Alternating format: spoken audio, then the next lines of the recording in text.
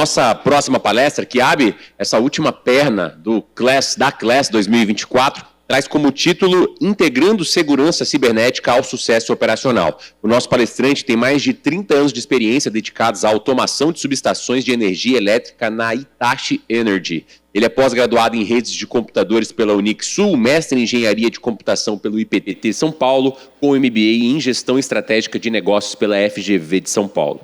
Trabalha na automação de subestações da Hitachi Energy desde 94, tendo participado da elaboração e teste de sistemas e soluções para várias concessionárias de energia elétrica no Brasil. Em 2005, colaborou para o desenvolvimento de software e integração de Intelligent Electronic Devices, IEDs, realizados no Centro de Desenvolvimento e Pesquisa da Hitachi, Suécia.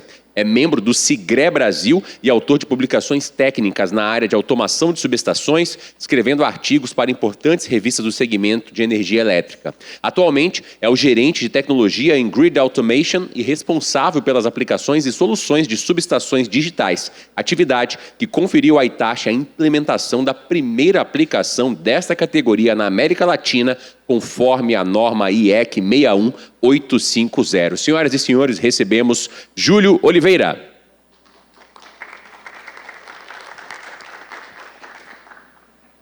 Bem, boa tarde a todos. Agora, depois do almoço, a coisa fica um pouco mais complicada, mas eu queria compartilhar com vocês que esse trabalho, na verdade, é um encerramento de uma trilogia que começou no CLES lá de 2018, em Salvador. O que aconteceu nesse ano, pessoal?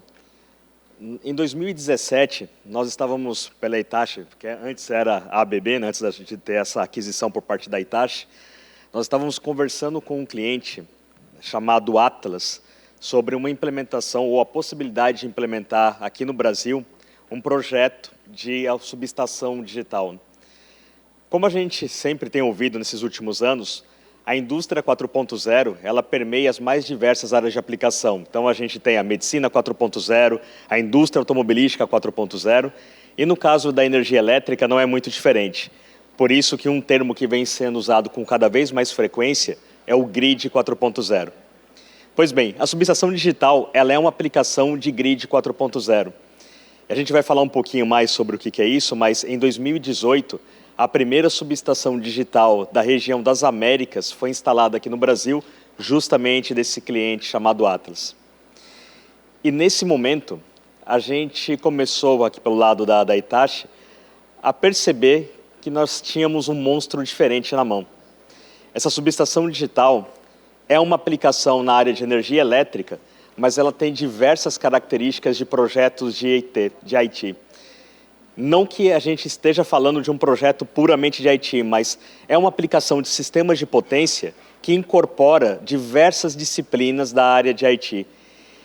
Não somente em relação a protocolos de comunicação, a sistemas informatizados inteligentes, mas também na forma de como tratar, de como operar esse tipo de empreendimento. E justamente no CLES, que aconteceu um pouquinho antes da energização dessa subestação, nós já estávamos trabalhando na arquitetura de comunicação desse empreendimento. E a gente tirou uma foto, naquele momento, naquele ano, de como estava a questão de cibersegurança em relação a essas aplicações de automação de subestações.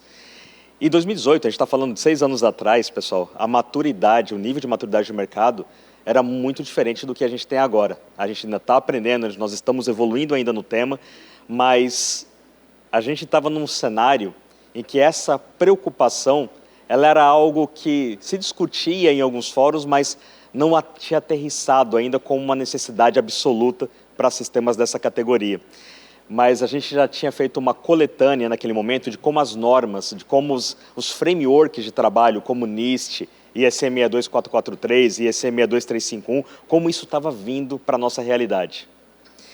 E em 2022, no CLES seguinte, nós já tínhamos uma ideia de como implementar esse framework de cibersegurança para um empreendimento dessa categoria. E nesse ano, nós tínhamos ganhado um projeto em São Paulo com a ISA-CETEP, justamente de uma subestação digital, onde cibersegurança se tornou um dos pacotes, um dos entregáveis desse projeto. Então, pessoal, eu vou começar aqui com um retrospecto de como esse projeto, como a gente começou a implementar esse tipo de de proteção cibernética para uma subestação dessa categoria. Então vamos lá, deixa eu tentar trocar o slide aqui. Só estou tentando trocar o slide, mas não está avançando. Não sei se é aqui ou se... Ah, acho que agora foi. Legal. Então, a gente vai falar um pouquinho de como que os projetos de subestação digital evoluíram aqui na região da América Latina toda, né? 2018, nós implementamos o primeiro projeto, mas agora, 2024, já tem 11 aplicações. Aqui eu estou mostrando só um quadro do que é da Hitachi, mas se a gente for começar a elencar o que a Siemens, a AGF fizeram, a gente já deve ter por volta aí de uns 30 projetos aqui na nossa região. Então, o projeto aqui da Atlas de 230 kV foi o primeiro, então foi um projeto discutido em 2017 e energizado em 2018. E, pessoal, aqui a gente começou a abrir uma nova vertente, não somente de aplicações, mas de profissionais também. Quando a gente fala de OT, nesse momento, para a área de energia elétrica, nós falamos de profissionais que conhecem sistemas de proteção e controle, que conhecem sistemas SCADA, redes de computadores, e cibersegurança passou a ser uma carreira aqui dentro também, né? Então, somente no Brasil, a gente está falando aqui de 5 empreendimentos, nós estamos indo para o 6º já nesse ano, mas aqui no Chile, na Colômbia, no Peru, já tem aplicações dessa mesma categoria, né? E aí, avançando um pouquinho, pessoal, vamos falar um pouco dos riscos, né? Por que a gente está falando tanto de cibersegurança na área de automação de subestações? Se a gente voltar mais ou menos 15 anos aí no passado, as aplicações na área de energia elétrica para esse fim eram basicamente esse cenário que vocês estão vendo aqui à esquerda, né? Diversos protocolos proprietários, seriais, alguns já Ethernet. Havia dispositivos distintos para poder agregar os dados. Um deles é a RTU, a Remote Terminal Unit, que basicamente a gente está falando desse dispositivo que está aqui no cantinho.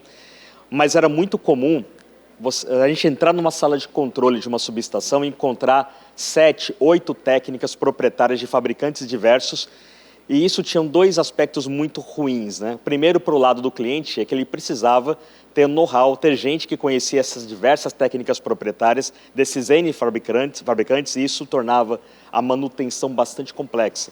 Então, pelo lado do cliente, começou a ficar muito caro manter isso.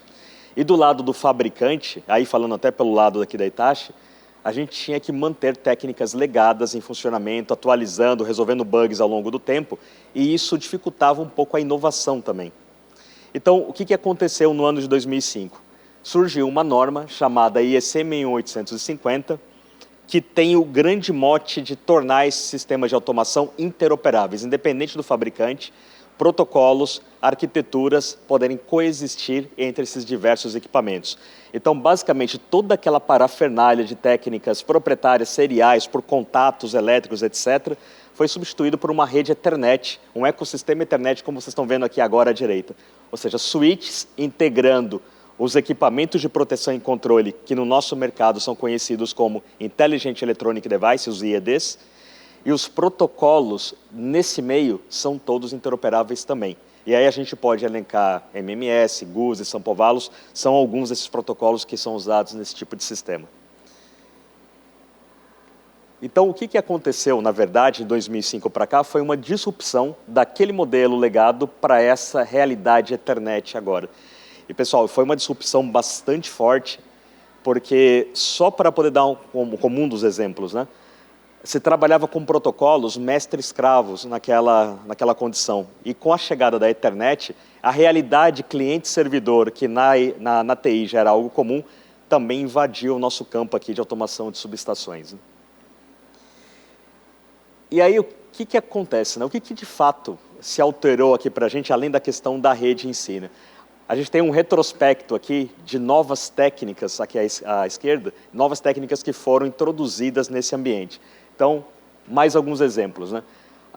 Todo o mecanismo, todo o fluxo de comunicação entre os IEDs e o sistema supervisório SCADA e entre os próprios IEDs passou a ser baseado em uma técnica que é referenciada na norma 1850 no seu capítulo 6, cujos modelos de dados são baseados em XML, ou seja, uma linguagem que até então era usada para poder modelar dados em linguagens orientadas a objeto ou mesmo para a web, passou a determinar como se modela o tipo de dado que um IED, que um sistema supervisório utiliza para poder fazer toda essa troca de informações.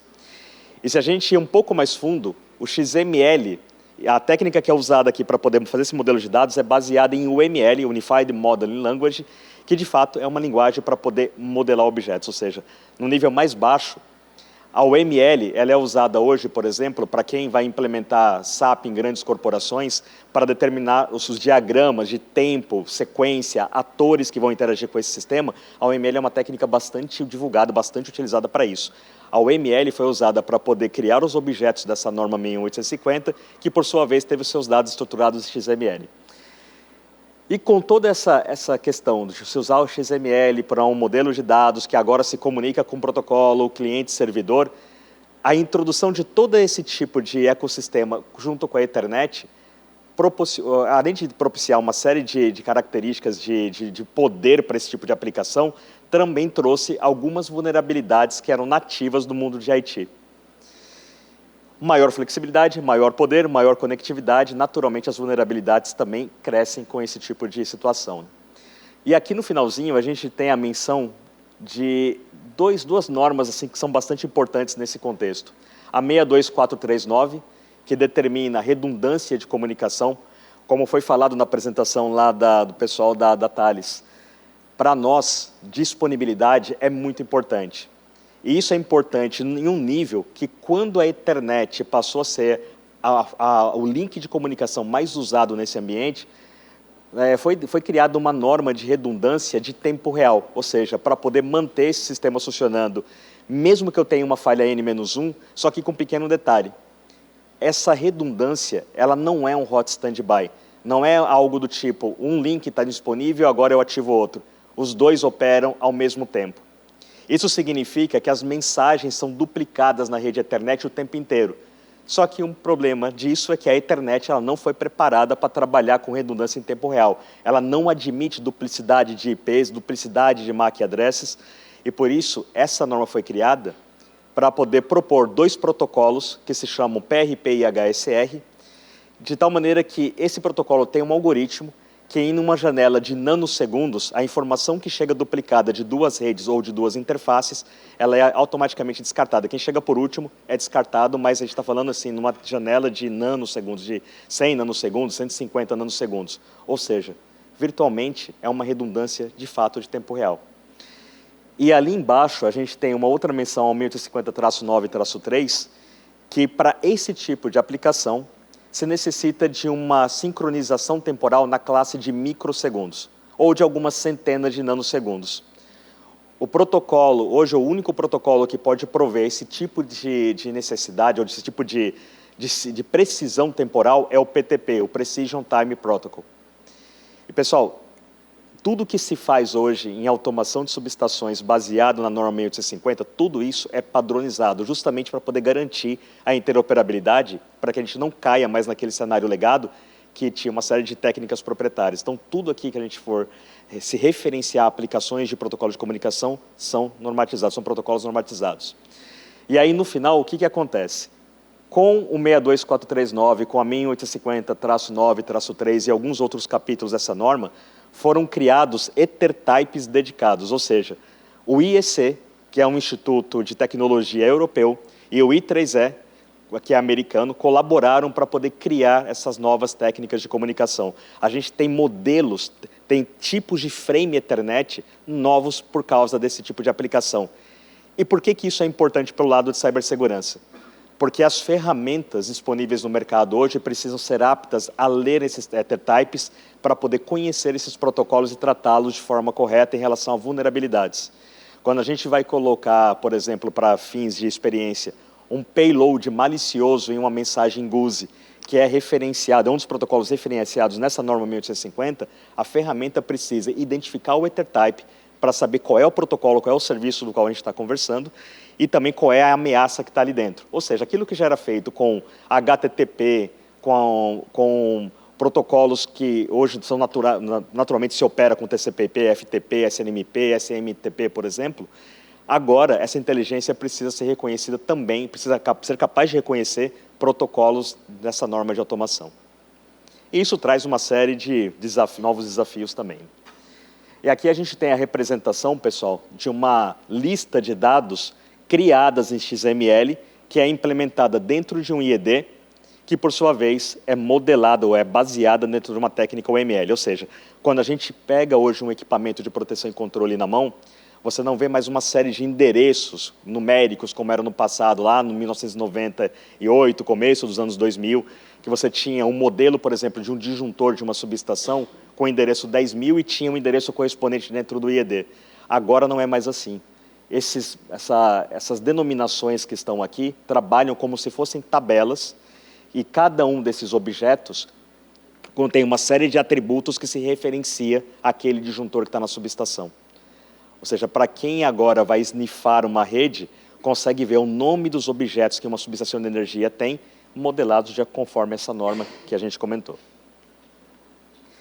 Então, seguindo aqui adiante, né, assim como acontece com o mundo de IT, riscos cibernéticos podem ser aceitos, podem ser mitigados ou podem ser eliminados. E o que vai determinar isso são basicamente dois fatores. O primeiro é a questão do quanto que essa vulnerabilidade e o risco representam em termos de dano para a companhia. E o segundo ponto é o que isso afeta a aplicação de automação em si. Então, para dar um exemplo de risco que pode ser aceito numa subestação, uma máquina de engenharia que vai ser alocada na arquitetura para poder permitir a equipe de manutenção fazer um ajuste ou uma alteração de configuração de um equipamento de proteção e controle. Isso é um risco? Esse é um risco. Ter uma máquina, ter um computador pendurado a mais nessa arquitetura representa um risco, cujas vulnerabilidades podem ser exploradas. Só que, por outro lado, ela traz um benefício operacional imenso quando você tem uma falha na subestação e precisa analisar o que aconteceu tomando informação desses equipamentos. Então, a máquina de engenharia ela é um risco que normalmente é aceito. Não significa que ela é largada lá, né? É necessário um certo cuidado de como ela deve ser implementada. O risco mitigado significa, por exemplo, eu fazer uma redução da superfície de ataque em uma rede de OT que tem um sistema SCADA e esse conjunto de IEDs. Por que mitigado e não eliminado nesse caso? Porque a superfície de ataque, a redução da superfície de ataque somente, ela é uma camada do princípio de defesa em profundidade. Ela não vai resolver todos os problemas de vulnerabilidades que a subestação tem, mas vai reduzir a possibilidade que um ataque comprometa definitivamente a arquitetura. Então, é uma mitigação de risco. E eu posso eliminar esse risco no momento em que eu coloco camadas adicionais a essa arquitetura. Eu reduzo a superfície de ataque, eu insiro equipamentos de Threat Intelligence, eu adiciono um firewall de Next Generation. Então, embora a palavra eliminada aqui ela seja muito forte, mas, na verdade, ela significa que a probabilidade de alguma coisa acontecer e danificar realmente a aplicação como toda acaba sendo muito pequena. Então, é lógico que para cada nível desse, a gente vai ter um custo, vai ter uma penalidade financeira, provavelmente, para poder chegar no nível que a aplicação precisa. Por isso que essa análise em relação ao projeto precisa ser feita com muita minúcia, assim como já passa, como acontece no mundo de TI. E agora a gente vai falar um pouquinho do ecossistema digital para essa aplicação de automação, perante os frameworks que nós temos hoje aí disponíveis, temos em mão. Um ponto que eu queria destacar aqui, pessoal, alguns desses frameworks, dessas normas já são bastante conhecidas, mas há uma que nós temos usado com bastante frequência, falando de energia elétrica de forma geral, que é a IEC 62443. Se vocês observarem esse gráfico, a área vermelha aqui da 62443 pega praticamente os 4 quadrantes de aspectos técnicos, o que é relevante para o fabricante, o que é governança e o que é operação. A 62443 ela tem aspectos técnicos para poder proteger uma arquitetura de automação que são bastante eficientes com base na experiência que nós já tivemos com projetos de automação de subestações digitais, só que ela também traz aspectos de governança que a empresa, que a utility, uma empresa como a CETEP, como o Grupo Eletrobras, pode aproveitar para poder educar os funcionários, educar as diversas áreas de negócio da companhia e também criar essa questão de consciência organizacional do porquê que segurança da informação é importante para que se elenque de forma correta as técnicas de cibersegurança que vão ser aplicadas aqui no final. Então, a gente tem usado bastante a 62443 e também a 62351, porque a 62351 para um fabricante é bastante importante porque ela basicamente apresenta recomendações de como os protocolos podem ser hardenizados ou que tipo de característica é relevante para o equipamento que está sendo fabricado para que ele, por default ou de uma certa forma, o próprio equipamento já ofereça algumas condições de proteção quando ele é inserido numa arquitetura. Ou seja, a 62351 ela vai nos levar a uma condição de arquitetura Security by Design. Certamente a 62443 trata dessa questão da arquitetura como um todo, mas a gente começa a olhar para os equipamentos e seus protocolos, e aí a 62351 tem um relacionamento bastante importante com essa primeira norma. No NIST, no próprio SIGRE, também há recomendações bastante interessantes que podem ser aplicadas, mas de uma certa forma, o que a gente tem observado é que a 62443 e a 62351 juntas trazem um compilado de diversos outros frameworks, por isso a gente tem usado com bastante frequência. Um outro aspecto aqui, pessoal, que é bastante importante, a subestação de energia elétrica, ela tem um nível hierárquico operacional. Ou seja, esse nível hierárquico operacional, ele existe principalmente por questão de segurança operacional, não cibernética. Mas como que isso funciona? Uma subestação digital, ela tem equipamentos que fazem toda a aquisição de dados no pátio da própria subestação. Nós chamamos esse nível de 0, ou seja, é o que está mais perto do processo. Existe uma similaridade aqui com a automação de chão de fábrica, mas a forma e os requisitos dessas dois tipos de automações são bastante distintos. Não só pelos protocolos, mas como processo propriamente dito. Então, quando a gente fala de um equipamento que faz automação lá no pátio da subestação, isso significa que há equipamentos inteligentes que são instalados do lado de um transformador de potência, de um lado do disjuntor, do lado de um TC, de um transformador de corrente ou transformador de potencial, que aquisitam todos esses dados elétricos e enviam para a sala de controle via uma fibra ótica, estabelecendo uma rede Ethernet do pátio para essa sala.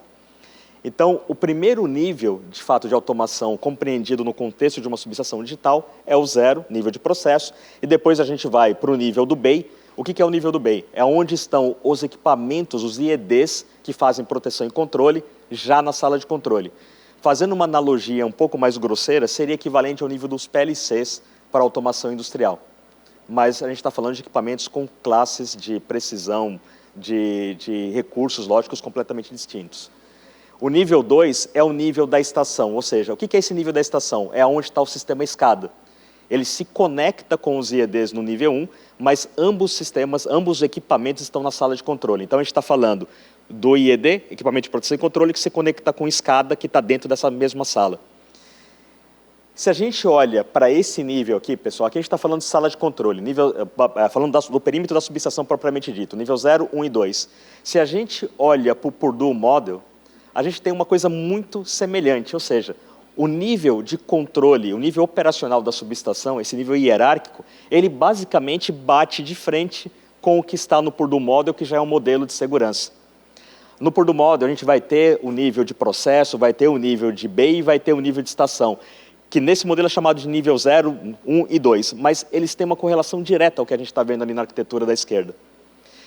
Esse Purdue Model ele é referenciado na ISA 99, que por sua vez evoluiu para 62443, ou seja, já tem uma sinergia entre um framework que nasceu lá atrás, que é super interessante para se tomar como modelo.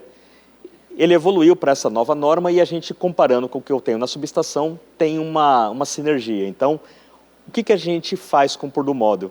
A gente começa a planejar, de acordo com a 62443, quais são os níveis ou as técnicas que nós vamos implementar para cada um desses níveis. A gente começa a planejar aqui o modelo de defesa em profundidade que nós vamos utilizar para a subestação, né?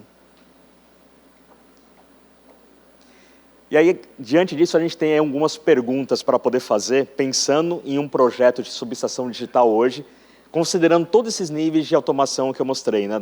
Desde o nível 0, nível 1, sala de controle. O que a gente precisa considerar, pessoal? Primeiro, como é que a gente vai montar uma arquitetura Security by Design? Eu acho que não é segredo para ninguém aqui, mesmo para quem não é da área de OT, que dentro de OT, a nossa tradição não foi nunca construir nenhuma arquitetura orientada à segurança, e sim à disponibilidade.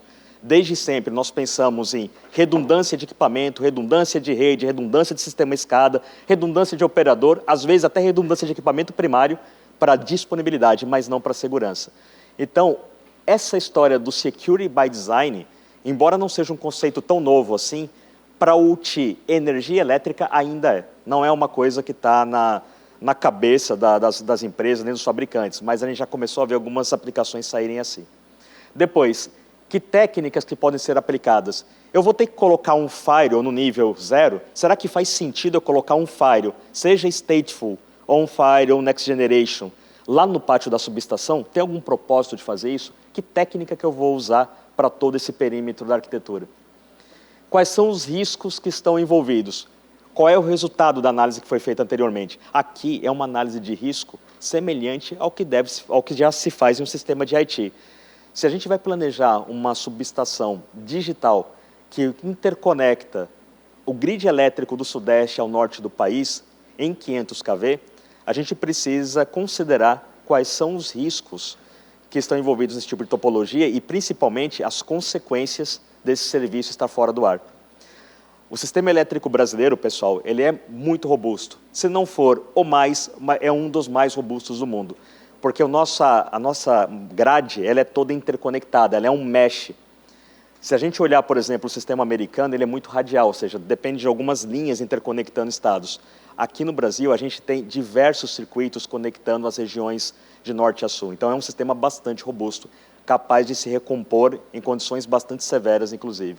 Mas a gente tem que considerar o que uma subestação desse nível de importância pode causar para esse sistema se ela está fora de operação. Depois, é necessário monitorar alguma coisa? O que eu devo monitorar? Em que região, em que superfície da rede de OT para essa finalidade eu devo fazer monitoramento? Quais são os serviços ou protocolos que devem ser considerados? Depois, na sequência, quais são os usuários que vão interagir com esse sistema? Qual é o papel de cada um? A gente já começou a falar, pessoal, em sala de controle, de utilizar RBAC, Role Based Access Control, com autenticação por radios ou por LDAP. Esse tipo de discussão já chegou dentro da sala de controle. Então, quais são os usuários do sistema? Quem é que vai ficar responsável por um IED? Quem vai trabalhar no sistema supervisório? Essa subestação, ela vai ter gente de manutenção o tempo inteiro lá dentro ou só vai ter operador? Ou não vai ter ninguém? As subestações na nossa área de transmissão de energia, que já não tem ninguém há muito tempo, pessoal. A sala de controle ela é totalmente desassistida. Ela tem telemetria para um centro de controle, mas não tem um operador ali dentro mais. E aí, na sequência, quais são os protocolos que vão ser usados? Protocolos de comunicação. E em qual layer do modelo OSI eles operam? Por que isso é importante? Porque conhecendo qual é a natureza desse protocolo, desses serviços serviços que vão ser utilizados na arquitetura, a gente começa também a pensar em que tipo de técnica ou equipamento vai ser necessário para poder proteger esse perímetro. E depois, como que essa solução toda empregada vai se relacionar com a confidencialidade, a integridade e a disponibilidade, principalmente, daquilo que a subestação precisa desempenhar. E, por fim, se deu ruim, o que a gente vai fazer? Qual é o plano de contingência? Vai se implementar um mecanismo de backup automático nessa subestação ou não? Esse backup, ele fica armazenado na sala de controle ou ele vai para a nuvem? Se ele for para a nuvem, qual é o tipo de cuidado que eu vou precisar ter para poder planejar esse escoamento de dados até lá? Bem, e aí em relação a o que a gente vai monitorar, o que nós vamos deixar os equipamentos de segurança escutarem, tem 3 critérios aqui que a gente precisa pensar quando vai implementar uma arquitetura desse tipo, né? O primeiro ponto é, muitas informações, pessoal, estão on demand, ou seja, o equipamento, o próprio IED de proteção e controle, os equipamentos de automação que estão no pátio e o próprio SCADA já conseguem contar boa parte da história do que está acontecendo para a gente.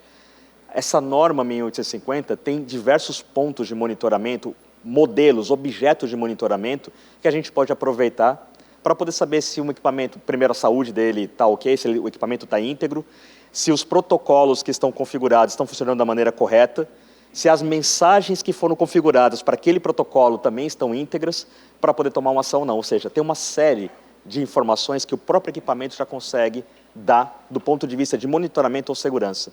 Não é só aquilo que ele precisa desempenhar como função regular da subestação.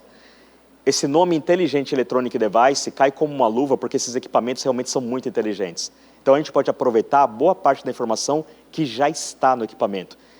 E acreditem, isso é muito mal utilizado hoje. Normalmente, quando vai se construir um sistema desse, sempre se olha para o tipo do dado que eu vou precisar para poder saber se o disjuntor, uma seccionador ou o transformador está conectado, se ele está medindo ou não. Mas aspectos de monitoramento foram relegados para o terceiro plano até então. A cibersegurança começou a trazer isso um pouco mais à luz. Então, on-demand é o primeiro modo de se fazer esse tipo de monitoramento. O segundo é o port mirroring, o famoso SPAN. Pessoal, a técnica do port mirroring ela é muito importante, principalmente para quem é de TI, aí, para poder fazer investigação do que está acontecendo com a rede, saber como é que o switch está escutando nas outras portas. Só que para o OT, isso pode trazer um baita de um problema. Quando a gente fala de uma subestação digital, há protocolos que enviam, por exemplo, frames Ethernet em 4.800 vezes por segundo e ocupam uma banda bastante significativa. São protocolos muito agressivos. É o caso do Sample Values, por exemplo. Esse protocolo, para poder fazer, por exemplo, traduzir uma medição de um circuito trifásico completo numa subestação, 4 correntes, 4 tensões elétricas, ele vai ocupar 5 mega. E se a gente tiver 8 medições dessa, a gente já está falando de 40 mega. E se a gente estiver falando de redundância, isso vai para 80. A gente tem que começar a prestar atenção na banda. E aí o que acontece? É uma questão não só lógica, física, né? Se eu vou monitorar tudo por um port mirroring e eu estou concentrando 12 portas de um switch, que cada uma delas está com 40 mega, é o mesmo que pegar uma via congestionada, como a Avenida Brasil aqui ou a Marginal Tietê em São Paulo, e pegar 12 pistas e colocar em uma só. A gente vai pagar o preço disso. E qual é o preço para o switch? A primeira coisa é, ele não vai conseguir, por esse port mirroring, fazer um shaping que seja fidedigno àquilo que está acontecendo em todas as portas. Ele começa a dropar pacotes, começa a dropar datagramas em geral. E a outra coisa que a gente observa é que se a gente monitorar a CPU do switch nesse momento, ela vai ter cargas de 70%, de 80%, e isso começa a ficar perigoso, porque quando o switch começa a ficar comprometido com essa carga toda, se perde datagramas. E se perder datagrama para uma aplicação dessa, significa tirar o sistema de proteção e controle da subestação do ar. Então, port mirroring não é algo para se usar de qualquer maneira num ambiente como esse. E a terceira abordagem é usar os TAPs para poder fazer esse monitoramento, ou seja, pegar equipamentos, para citar um fabricante aqui, a Gigamon, por exemplo, e colocar um TAP no barramento de estação, no barramento de processo, para se fazer um monitoramento. Esse monitoramento passivo vai livrar o switch de problemas, como esse que eu mencionei antes no port mirroring. Por outro lado, isso representa um custo, representa um planejamento de aonde eu vou colocar o TAP, porque eu não posso sair colocando em qualquer lugar também, e principalmente, a principal pergunta, o que eu preciso monitorar e por que eu preciso monitorar? A gente precisa ter uma motivação bastante fundamentada para poder escutar algum protocolo aqui. Pois bem, aqui a gente tem eu tomei essa fonte desse site do Network Critical, que é muito bacana sobre essas questões de monitoramento de rede, e aqui ele fala justamente o que eu acabei de mencionar, né? Quando você tem o switch numa condição de capacidade de CPU que está beirando o seu limite, o shaping do tráfego não vai ser igual àquilo que se espera das portas. Ou seja, o que eu condensei no port mirroring não vai representar exatamente o que está em cada uma das portas, porque ela começa a dropar pacotes. Então, nem sempre vai ser um método eficiente de monitoramento. E, pessoal, aqui eu trago o caso da ISA CETEP. Eu comecei a falar desse projeto justamente no último class, porque essa é a primeira subestação digital da natureza dela que aplica o conceito de defesa em profundidade aqui na região da América Latina. A gente não tem conhecimento exatamente do que os americanos estão fazendo sobre isso, até porque esse conceito de aplicação de subestação digital para eles é novo, por incrível que pareça. A gente tem uma base instalada muito maior aqui na América Latina. Então, possivelmente, esse é o primeiro projeto de subestação digital que tem o conceito de defesa em profundidade aplicado em todas as Américas. Então, só para falar um pouquinho do que a gente tem nessa topologia, aqui à esquerda, pessoal, é uma área da rede que nós chamamos de Station Bus. O Station Bus é toda a rede Ethernet de missão crítica, de acordo com a norma 850, que fica dentro da sala de controle. E ela é um tipo de rede de missão crítica, mas que também tem um papel de agregar diversos equipamentos dentro da subestação. Relógios GPS, ou GNSS, que é o termo correto, sistema SCADA, todos os IEDs, computadores de operação, computadores de engenharia. Ela é uma rede de alto grau de conectividade e de missão crítica, porque ela precisa permitir o tráfego entre os IEDs de proteção e controle em tempo real. Tempo real para essa comunicação significa 2 a 3 milissegundos no máximo. E a rede que está aqui à direita é o que nós chamamos de barramento de processo, Process Bus. Essa rede tem o propósito de trazer todos os sinais de corrente e tensão e os sinais binários do pátio da subestação até os IEDs que estão na sala de controle. Então aqui a gente representa o pátio da subestação.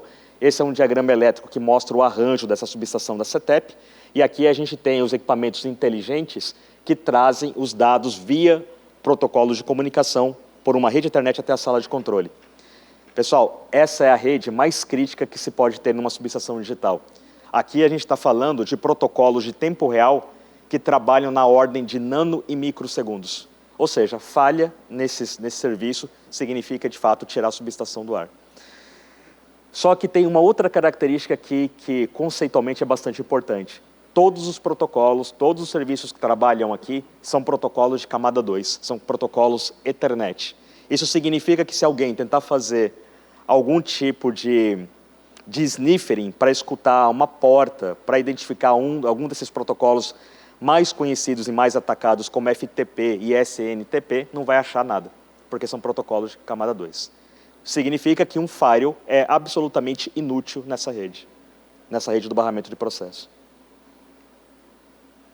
E aí o que nós fizemos para essa rede, para esse sistema, essa subestação digital da CETEP? Um primeiro ponto que foi muito interessante foi que, como se trata de um projeto de Grid 4.0, uma das características desse tipo de projeto é colaboração entre clientes e fornecedores. Projetos de indústria 4.0 são projetos colaborativos. Então, o que nós fizemos? Reunimos numa sala experts de proteção e controle, de sistema SCADA, de redes de OT e a turma de cibersegurança de IT do cliente, da ISA. E eu vou falar para vocês que a experiência no começo foi bem interessante porque parecia que não se falava o mesmo idioma. Foi um negócio bem interessante porque, até para ter um ambiente neutro, como esse é um projeto de pesquisa e desenvolvimento, nós fizemos todo o arranjo de montagem e integração dessa arquitetura na Universidade de São Paulo. Ou seja, não foi no cliente, não foi dentro da Hitachi. Nós adotamos a universidade para fazer isso. E o primeiro ponto que a gente teve que esclarecer foi os dialetos entre as duas equipes. Um olhando para a disponibilidade, o outro olhando para confidencialidade e integridade. Demorou um pouquinho para a gente poder harmonizar, mas na hora que a gente conseguiu entender os objetivos comuns aqui, a sinfonia começou a tocar. Então, o que a gente fez para poder implementar a defesa em profundidade de acordo com a 62443? O primeiro ponto, a segregação da superfície de ataque. A rede do barramento de estação e do barramento de processo são redes de naturezas completamente distintas. São graus de precisão distintos e protocolos também diferentes. Se essas redes são tão diferentes assim, faz todo sentido que elas sejam segregadas fisicamente. E tem um outro detalhe. Manutenção. Se eu precisar intervir na sala de controle, eu ponho as minhas mãos na rede da sala de controle, mas não vou gerar nenhum problema, nenhum efeito colateral para a rede que está no pátio da subestação. E vice-versa também é verdadeiro. Então, nós segregamos essa primeira superfície. E, além disso, as redes dentro da sala de controle são segregadas, logicamente, com VLANs de acordo com o tráfego de interesse que tem para cada equipamento. E embaixo, na rede do barramento de processo, também há VLANs criadas. Com isso, a gente acaba atendendo indiretamente ao princípio de confidencialidade, porque só escuta uma informação aquele equipamento que necessita dela. Depois disso, nós segregamos justamente as zonas de interesse. Há uma DMZ, há uma intranet e uma área que se comunica com o headquarter do cliente, o centro de controle. Basicamente, a gente vê a DMZ aqui, com a máquina de engenharia, a intranet para os operadores controlarem a subestação nesse domínio, a rede de automação está justamente aqui em cima, e a área que vai para o headquarter do cliente está aqui no alto em cinza. Ou seja, as zonas de interesse de acordo com o usuário que vai manipular cada uma dessas informações. Na sequência, nós instalamos um mecanismo de whitelist anti-malware. Nós pensamos inicialmente de usar a suíte MVision da McAfee, mas o cliente já estava trabalhando com CloudStrike. Então, nós substituímos o McAfee por CloudStrike aqui e estabelecemos esse perímetro com anti-malware e whitelist também. Na sequência, em cima da defesa em profundidade, nós usamos também um princípio de defesa em diversidade. 2 firewalls de naturezas distintas foram usados aqui, um Stateful e um Next Generation. Na prática, não fez muito sentido, porque a gente acabou aplicando justamente para poder ver as diferenças, porque é um projeto de pesquisa e desenvolvimento. Mas a gente viu que o Firewall Stateful acabou sendo totalmente suplantado pelo Next Generation da Fortinet que nós usamos aqui. Na sequência, utilizamos um AAA e um UCAN para poder estabelecer uma central de autenticação para todos os usuários que interagem com o sistema SCADA. Esse tipo de autenticação, autorização e account foi feito por uma central, um produto nosso mesmo da Hitachi chamado SDM600, que faz autenticação via LDAP. Então, quando um usuário vai tentar acessar o sistema SCADA da subestação, ele precisa pedir autorização para essa entidade, para essa CAN, que o autentica com LDAP. E aí, obviamente, é checado o nível de autorização desse usuário. Ele é um operador, ele pode operar a subestação, abrir e fechar um disjuntor, mas ele não pode mudar nenhuma configuração. E o mesmo acontece com o perfil engenheiro. Ele pode mudar a configuração, mas não pode manipular nenhum tipo de equipamento, né, mandar abrir um disjuntor, por exemplo, porque isso é uma tarefa do operador. Implementamos um sistema de backup automático que tira fotografias das máquinas virtuais, utilizamos o Bacula para isso. Há uma série de soluções no mercado hoje, mas a gente optou pelo Bacula justamente pela facilidade de uso, pelo poder que essa ferramenta tem. Na sequência, usamos um Nozomi Guardian como Threat Intelligence. Só que esse produto trouxe um benefício bem interessante. Ele consegue visualizar os protocolos da norma 6850, inclusive tomando o modelo de dados da subestação, que é um arquivo XML, é possível importar isso para o Guardian para que ele faça análise no contexto. Então, enquanto o Fortinet observava os protocolos e ameaças de camadas 3 adiante, para os protocolos de tempo real, o Nozomi foi uma ferramenta bem interessante para poder gerar os alertas de possíveis vulnerabilidades. Essa foi uma aplicação bem interessante. Ele como monitoramento e não só como Threat Intelligence. E utilizamos o Quantum Encryption, é um algoritmo de criptografia quântica para uma aplicação inédita no mundo, que é transmitir corrente e tensão digitalizada de uma subestação para outra. Ou seja, por um cabo de fibra ótica, que nós chamamos de OPGW, nós passamos corrente e tensão digitalizadas em tempo real, com protocolos de sincronização também em tempo real, com uma latência máxima de 1 microsegundo. Foi a primeira vez que um sistema desse foi testado no mundo, está implementado na subestação de Anhanguera, da CETEP, e foi bem interessante ver que essa criptografia quântica não agregou latência nenhuma que fosse relevante para o sistema. E a gente tentou fazer alguns ataques, inclusive, que não tiveram êxito. E por fim, pessoal, todo o sistema, todos os equipamentos foram hardenizados. Computadores, relé e EDs de proteção, as merge units, que são os equipamentos de automação que ficam no campo, cada um dos componentes foi hardenizado. E como resultado, aqui só para ilustrar, né, o que a gente conseguiu com o dashboard do Nozomi, o GUSI, que aparece nessas mensagens, pessoal, é um dos protocolos de tempo real. E a gente tentou fazer um ataque de replay. No momento que a gente fez isso, o Nozomi já detectou que havia uma possível injeção adicional de mensagens GUSI indevida na rede. Isso é o que uma ferramenta capaz de analisar protocolos de Layer 2 é capaz de fazer. Então, a gente está estudando justamente usar esse tipo de ferramenta agora para fins de monitoramento, além de cibersegurança, mas para monitorar a subestação. E aqui a gente tem o dashboard da Fortinet, e assim, a gente viu tantas ferramentas interessantes para poder usar, mas o critério que a gente adotou é o que essa aplicação da ISA CETEP precisa agora. A gente selecionou, junto com a própria Fortinet, o que seria relevante para aquela aplicação. Talvez um FortiDeceptor, que é uma ferramenta fantástica que eles têm, seja interessante para um outro tipo de aplicação, mas aqui a gente selecionou somente o que a gente precisava para ser bastante pragmático em relação à análise que a equipe de manutenção do cliente precisa fazer. E, pessoal, para avançar um pouco aqui por causa do tempo, essa aplicação, ela está já em funcionamento tem mais ou menos uns 8 meses. E algo que a gente fez aqui, que foi muito bacana, que não tinha sido feito até então, pelo que a gente tem notícia, foi um pen teste numa subestação com esse tipo de sistema implementado. Por ser um projeto de P&D, a gente teve muita liberdade para poder realmente esticar a corda até ela romper, né? Então, um projeto com essa característica para poder fazer investigação é algo sensacional para gerar conhecimento. E ficou muito claro que agora, pessoal, diante da inteligência e interconectividade que nós temos nos sistemas de IoT, não dá mais para negligenciar a proteção cibernética para esse ambiente. E aqui, por último, o pen teste que nós fizemos foi um pen teste do tipo Grey Box. A empresa que foi contratada, um terceiro que foi contratado aqui, ele tinha conhecimento prévio de como era a arquitetura. Nós fizemos três fases de pen teste. Primeiro, dentro da USP, que eles não conseguiram capturar a bandeira, que o objetivo era tomar controle ou dos IEDs ou do SCADA, e não conseguiram. Depois nós repetimos na subestação, com todo o sistema interconectado, e também não tiveram êxito. E depois, por último, no Wi-Fi. Essa subestação conta com um Wi-Fi industrial para poder trazer sinais de monitoramento do transformador para a sala de controle. É uma superfície da arquitetura muito limitada. E nós deixamos uma armadilha, né? As pessoas que foram instalar o Wi-Fi, que são rádios nossos da Hitachi, não estavam com o contexto completo do projeto. Eles colocaram para funcionar e viraram as costas e foram embora. Vocês podem ter ideia do que aconteceu, né? Com a password desse rádio. Admin. No pentest, a turma que estava executando essa última fase conseguiu capturar os rádios.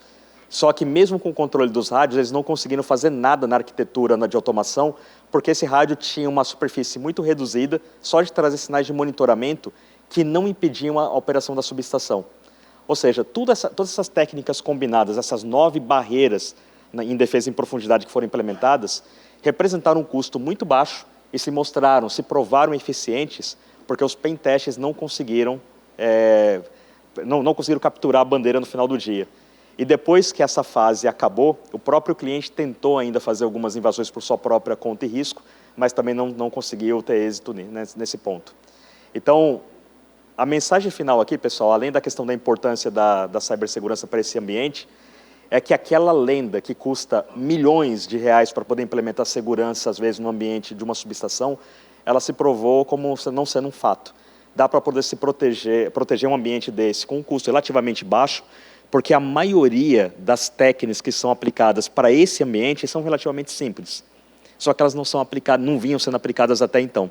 Então, essa é uma subestação digital, a primeira dessa natureza e a primeira com esse mecanismo de defesa em profundidade aplicado, né? E agora, o cliente está aplicando esse mesmo framework que nós adotamos para essa subestação nas outras 140 instalações que eles têm no Brasil inteiro, né? Então, o projeto acabou sendo um sucesso por esse lado.